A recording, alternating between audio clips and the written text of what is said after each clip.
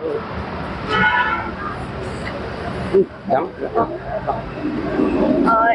যিহেতু সকলোৰে আমাৰ সতীৰ্থ হয়, কালি ডাম্পাৰৰ যি দৌৰাত প্ৰাণ হেৰুৱাব লগা হৈছে, গোটেই সমগ্ৰ বিষয়টোৰ ওপৰত কি ক'ব বিচাৰিব? চাওক, এইটো আচলতে আজিৰ কথা নহয়। এগৰাকী সাংবাদিক নিহত হৈছে, আমাৰ সতীৰ্থ এগৰাকী সাংবাদিক। অতদিনে তেওঁ সংবাদ সেৱা কৰি গ'ল বিগত প্ৰায় 25 বছৰ ধৰি। গতিকে শেহতীয়াভাৱে ডাম্পাৰৰ যি দৌৰাত্ম্য, সেই দৌৰাত্ম্যত তেখেতে প্ৰাণ আহুতি দিলে আৰু সেয়া দুৰ্ঘটনা। আচলতে যদি দুৰ্ঘটনা, কিন্তু তাত বহু ক্ষেত্ৰত আমি এই প্ৰতিবাদ কৰিবলগীয়া হৈছে কি এইটো এটা সাধাৰণ দুৰ্ঘটনা নহয়।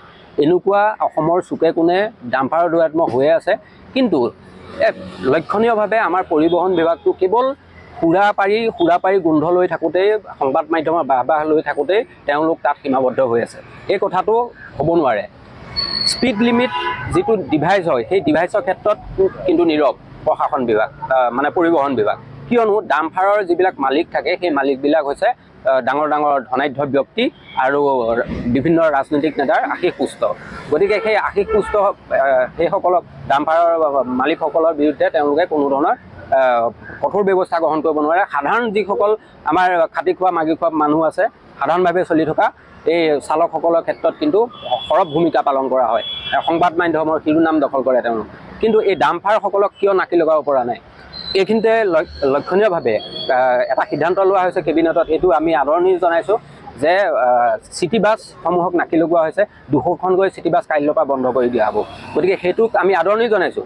কিন্তু ডাম্পাৰৰ ক্ষেত্ৰত কিয় নীৰৱ হৈছে? কালি যিখন ডাম্পাৰৰ মহতিয়াই নিলে আমাৰ পাৰ্থজ্যোতিক, সেই ডাম্পাৰখনৰ মালিক হৈছে এগৰাকী বিশাল ধনাঢ্য ব্যক্তি, মুখ্যমন্ত্ৰীৰ আশীষ পুষ্ট এজন ঠিকাদাৰ। সেই ঠিকাদাৰৰ অধীনৰ এখন ডাম্পাৰ গাড়ী। সেই গাড়ীখনৰ চালকজন কম বয়সীয়া। আৰু আপোনালোকে লক্ষ্য কৰিব যে ডাম্পাৰ যিবিলাকে চলায়, এই ডাম্পাৰ চালকসকল আটাইতকৈ একেবাৰে বহুত সৰু ল'ৰাই এই গাড়ীবিলাক চলায়। সেই চেঙেলীয়া ল'ৰাবিলাকৰ হাতত যেতিয়া মুখত অকণমান মদ সোমাব, পেটত অকণমান মদ সোমাব, তেতিয়া তেওঁলোকৰ দৌৰাত্ম্য আৰু বাঢ়ি যায়। গতিকে এই ডাম্পাৰৰ যিটো দৌৰাত্ম্য, সেইটোৰ ক্ষেত্ৰত কঠোৰ হ'ব লাগিব। আৰু অন্যথা আমি কিন্তু পৰৱৰ্তী সময়ত আৰু প্ৰতিবাদ কৰিবলৈ ৰাস্তাত ওলাই যাবলৈ বাধ্য হ'ম। তৃতীয় কথা হৈছে কি, আমাৰ সাংবাদিকৰ সুৰক্ষাৰ ক্ষেত্ৰত আমি বহুত এখন নহয় কোনোবা এখন চৰকাৰে কিবা এটা কৰক, কিন্তু প্ৰত্যেকবাৰে কেৱল আভুৱা ভাৰে, প্ৰত্যেকবাৰে কেৱল তেওঁলোকে প্ৰতিশ্ৰুতি দিয়ে এইবছৰ আমি কিবা এটা কৰিম, হেৰিয়ালৈ মাতিব, ছেক্ৰেটেৰিয়ালৈ মাতিব, মুখ্যমন্ত্ৰীৰ লগত বৈঠক হ'ব দুখনমান, ধুনীয়াকৈ এই অভ্যৰ্থনা কিবা কৰি মেলি তেওঁলোকে পঠিয়াই দিব, বছ তাতে তল পৰিল। সেইখিনি কথা তাতে সীমাবদ্ধ থাকে।